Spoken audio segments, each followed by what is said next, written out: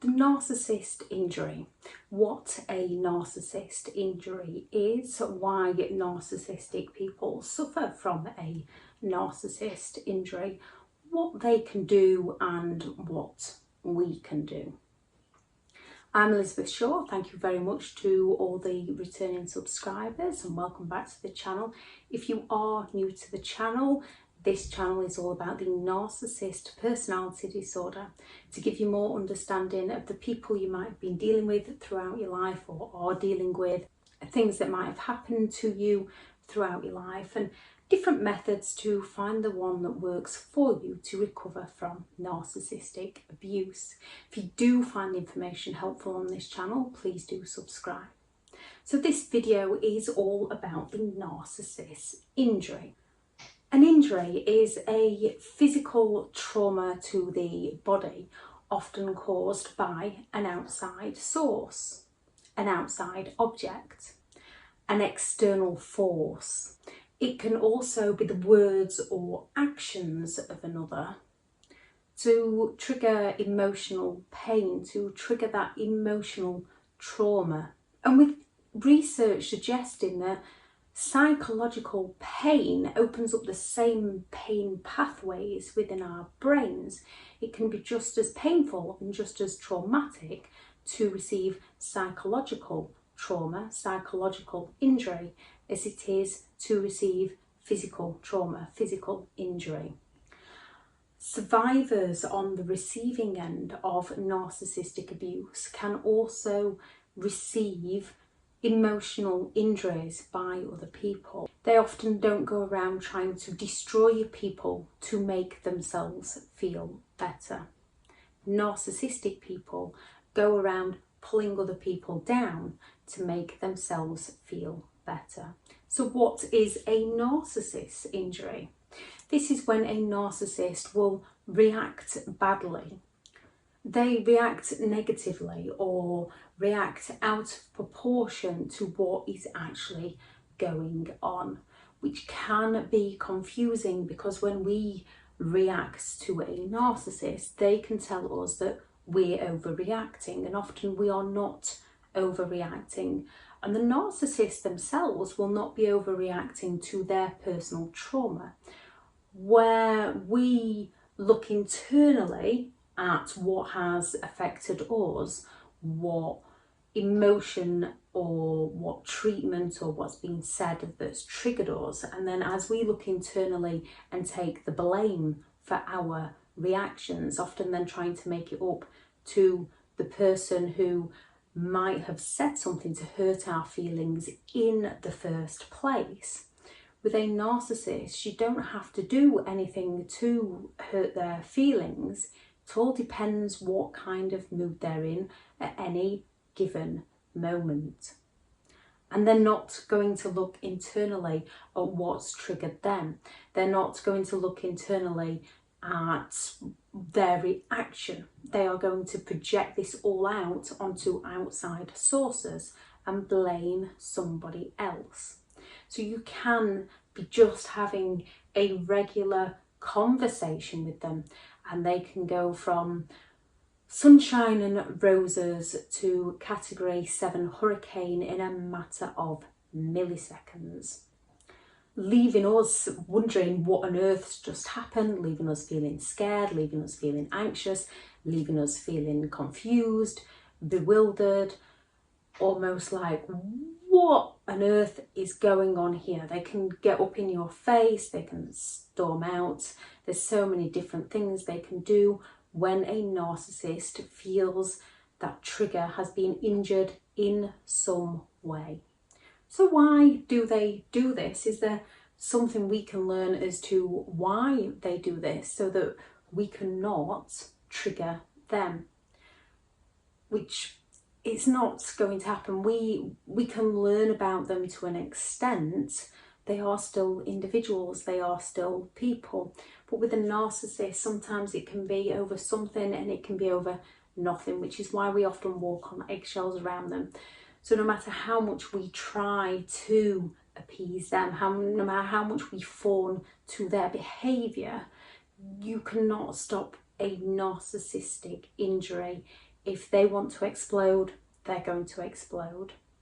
I'm going to list 7 reasons of why a narcissist will suffer from a narcissistic injury. Please do add into the comments any that I miss out. So number 1 is any real or perceived criticism that the narcissist feels has come from an outside source. So if they feel like you've criticised their opinions, their achievements, their looks, ability, if they think you've criticised something within them, they are going to suffer from a narcissistic injury. And you might not have even criticised them. You might have just asked them, when are you thinking of finishing that project? Just as a question, just striking up a conversation, not to have a dig. You might not have done it in a malice tone. You might have just been chatting away about things that you want to do within the house and just, or when shall we finish that project? And the narcissist then took this as criticism, so will suffer that narcissistic injury. Number 2 is when we set a boundary. As narcissistic people feel entitled and are preoccupied with their own wants and their own needs. When we set a boundary, this criticises their ego. It criticises the belief that they are superior and the belief that they are special and above others.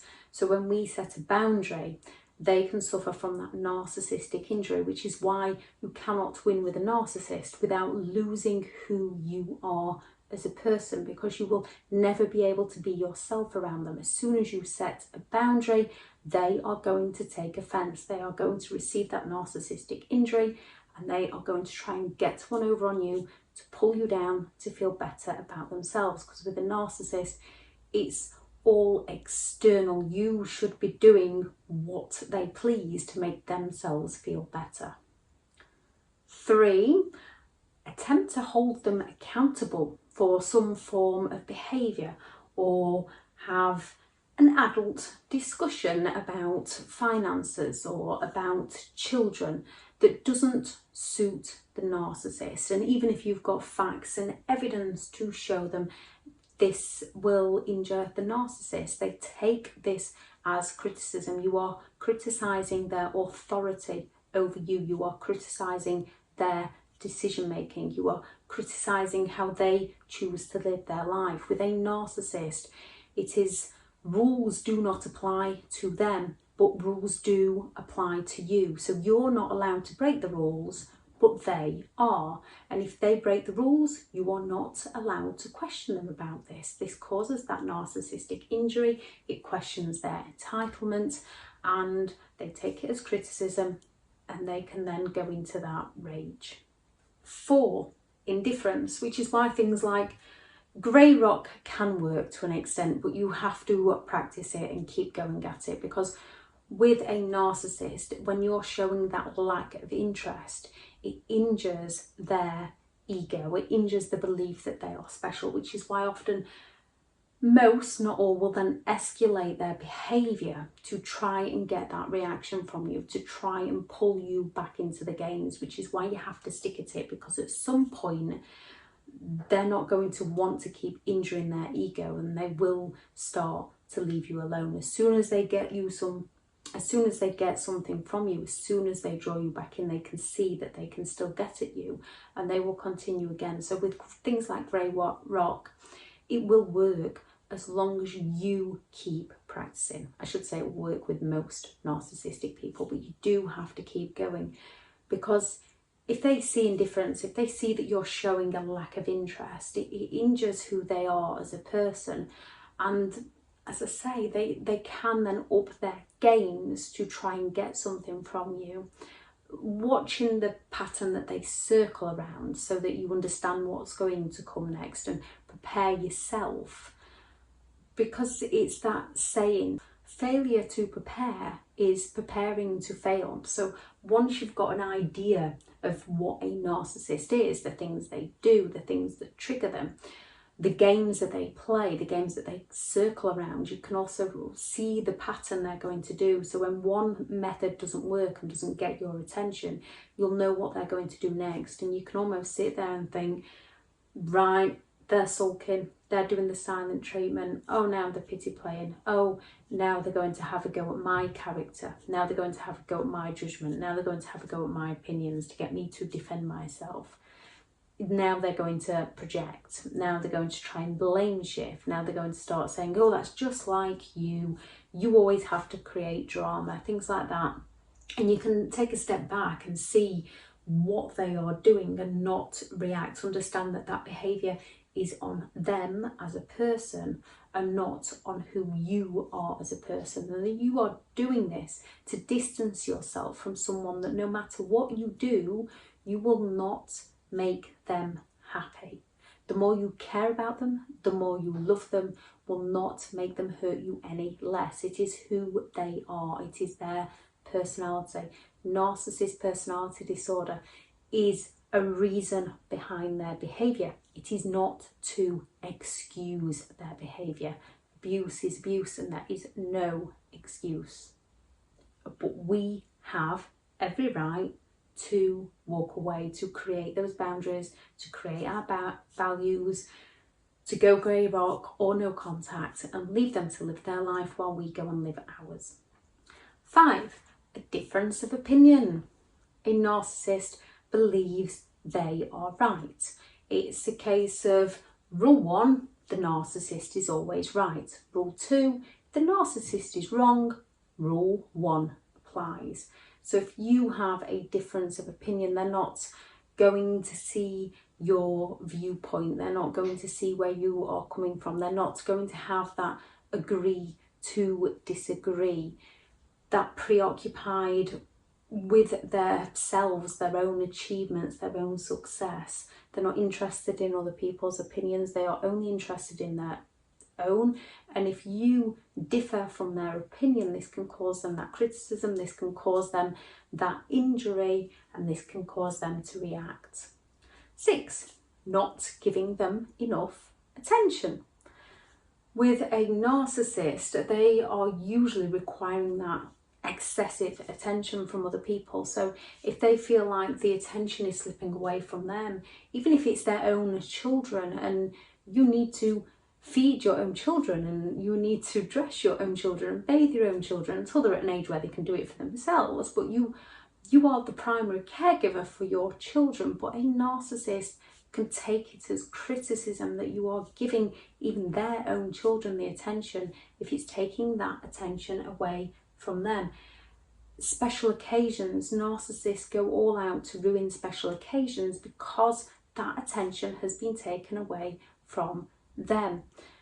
It can be a case of them provoking arguments or creating conflict or creating drama before you go to put you in that bad mood, to make themselves feel better about themselves, so that when you arrive there, you're the one in the bad mood and they're the one that's going to be the life and the soul of the party. Some narcissists will go all out on special occasions to make it grand, but they will want the attention. They will want the praise for doing so. If you don't give them the praise for making a birthday party, for the narcissist, making the birthday party the best ever, they will take this as criticism and it will cause that narcissistic injury. 7, threaten their grandiosity or their sense of entitlement. This is when they can start arguments with people in restaurants, the staff. They can start making judgmental remarks about the person. It can make you feel quite uncomfortable because they can criticise the person because they believe that the person has criticised their entitlement. What can you do? When a narcissist suffers a narcissistic injury, they will rage, lash out, silent treatment, sulk, invalidate, disappear on you, go off partying, go off taking drugs, go off drinking, go on that day out not letting you know that they're just doing the disappearing act on you because they feel like you've criticised their sense of entitlement and they want to regain that power and that control over you. They want to be able to do as they please. They also want to somehow inflict pain on you to make themselves feel better. And it is a catch-22 with a narcissist. It is that double bind, because whatever you do, you are damned if you do and you are damned if you don't. It's a bit like if you're sat at the dining table eating your dinner and you ask them to pass you the salt, and they will then chuck their plate on the floor in disgust because you've asked them to do something for you. So you take note of this, and then the next time you sat at the dinner table, you lean over to grab the salt because you don't want what happened last time to happen again. And next minute their plate goes flying on the floor because you criticise them by not asking them. So the third time you might not even go for the salt. You might think, oh, just leave it be, it's not worth what reactions I'm going to get here. And the plate goes on the floor because they start that argument of, do you not want the salt? You always have salt. Why are you not having salt?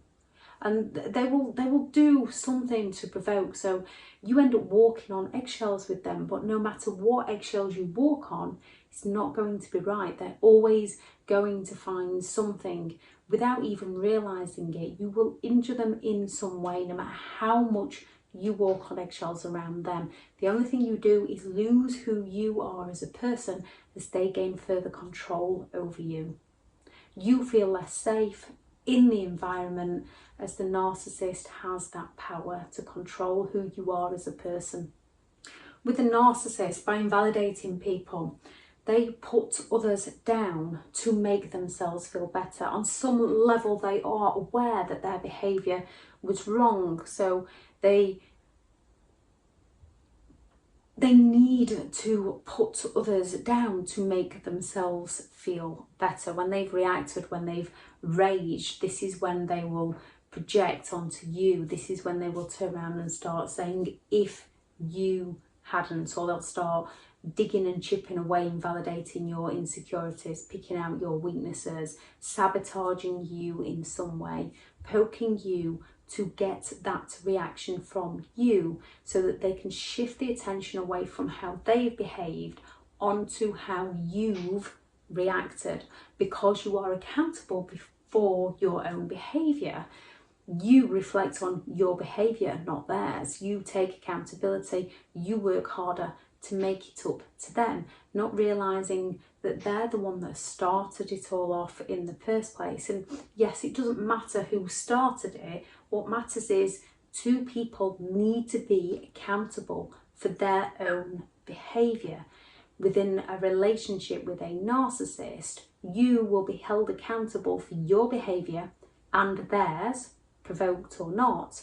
The narcissist will not be held accountable for their behaviour, provoked or not, and they will not be held accountable for your behaviour, whether they provoked you or not. To a narcissist, it is always going to be your fault, and you are the one that's always going to take the blame, always going to work harder to try and please them. It is a lose-lose situation. No matter what you do, you will not be able to keep a narcissist happy. They are forever on the hunt for external validation. They can't look inwards, they can't turn inwards, they can't find that happiness within, to find that fulfillment within themselves. And they don't look inwards, they're always looking outwards, they're always looking at blaming other people, they're always looking at shaming other people, they're always looking to exploit other people to meet a need of their own. It's a case of they will...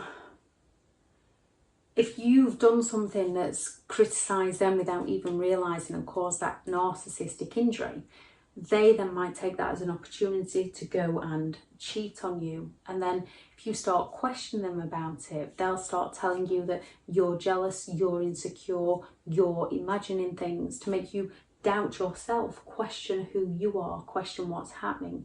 If you then find evidence, this criticises them when you go to them with evidence. So they might then start invalidating you, putting you down, denying it. You've taken it out of context. That wasn't me. Finding any excuse to get out of it. Or they can then turn around and say, you weren't giving me enough attention. You weren't doing this, you weren't doing that. And when you can be completely heartbroken and crushed about something the narcissist has done to injure your feelings, once they get to that point, they blame you for feeling that way, and then they stand back all smug and all happy that they've got you to that point. The same as when they cause you to react. Once they've got that reaction from you, like before a special occasion, when they bait you into that reaction, once they put you in that mood, they feel better within themselves. They've got that content, they've got that smirk on their face. They feel happy that they've lowered you, and they now feel better about the whole situation. Whereas you might accidentally hurt their feelings and then do what you can to make it up to them, they will purposely hurt your feelings and get you to do what you can to make it up to them. So what can you do? With a narcissist, there isn't much you can do. Their behaviour is on them. It is who they are as a person. The only thing you can do is understand that is who they are. It is not a reflection of you. And then find a safe way out of the situation. If you can't go no contact, limit contact around these people. Those who lack empathy can be dangerous, so please be careful whatever steps you do take. And also learning from ourselves, learning with that anger and resentment, because a narcissist knows exactly what buttons to push to cause that anger and resentment within us. When someone has wronged us, it can cause us that intense anger.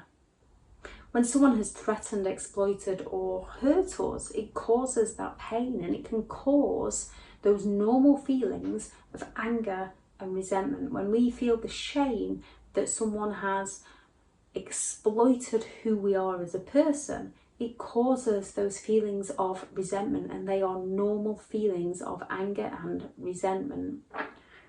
And when these aren't dealt with, they can then turn into rage, which is a hostile response to somebody that is provoking you or has hurt you in some way, which can cause us to want to seek revenge or inflict some form of pain on them, or at least to see karma hit them, to see that justice is served.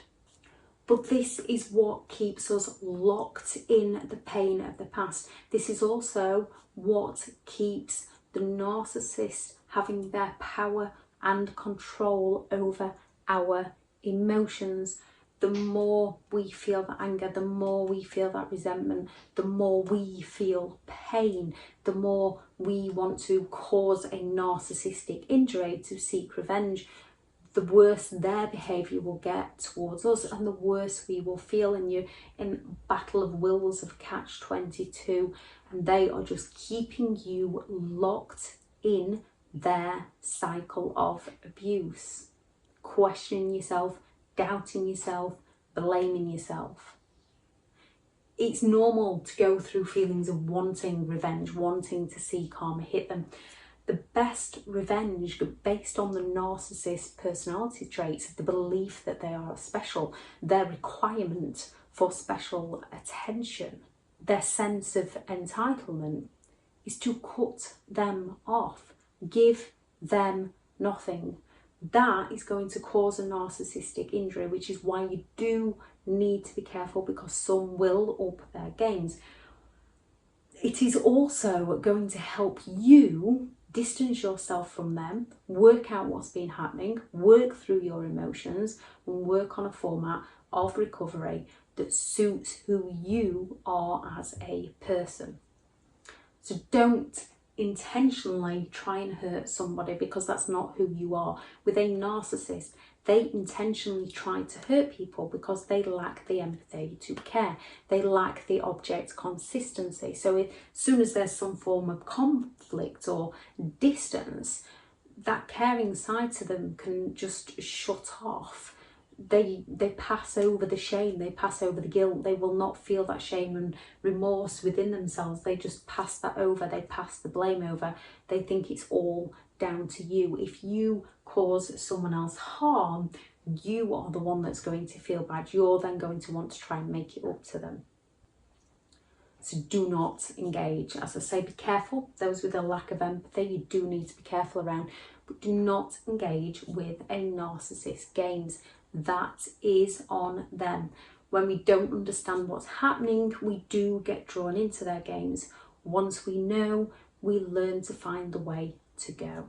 If anyone has any advice, please do add it into the comments, because we are all individuals, so we all hear things slightly different, we all perceive things slightly different. It's about finding what works for you. There is some resources in the description of the video. There is the free online course that I offer to help you with those first 30 days of no contact. So there is other courses available within there. I am full for one-to-one coaching, so there is the link in there for BetterHelp. There's also the YouTube channel, which most of you already know about. If you don't, there's the YouTube channel Surviving Narcissism with Dr. Les Carter and Laura. I can't pronounce the surname, so I'm not going to risk it. Check it out, and there's her surname in the channel. They have some free online resources and lots of amazing. They have two. Dr. Les Carter has a book and Laura has a book, which are very good reads. They also have a free online quiz, which I shall link into the description if anyone wishes to take this.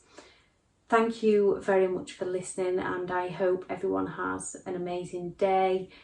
Today, work on your emotions, work on learning the things that trigger you, because when we've come out of this kind of relationship, when people are overcoming things like CPTSD and anxiety, things do trigger us, and we might not always react in a way that suits who we are as a person. So when you feel that emotional trigger, write down what triggered you. Write down why it triggered you, and then write down what you can learn from that trigger. Is it some sort of pain from the past event that's brought up that emotional connection, that's brought the pain into the present, which if you don't heal is going to carry that pain into the future? Is it how you've perceived how someone has said something to you? Do you need to change your approach within a situation? Do you need to change your method in a situation? So recognising your emotions throughout the day, recognising the triggers, because these are the things that you do need to work on, and it can be painful, which is why sometimes we do need that extra help and support. Thank you very much for listening. I hope everyone has an amazing day. Bye.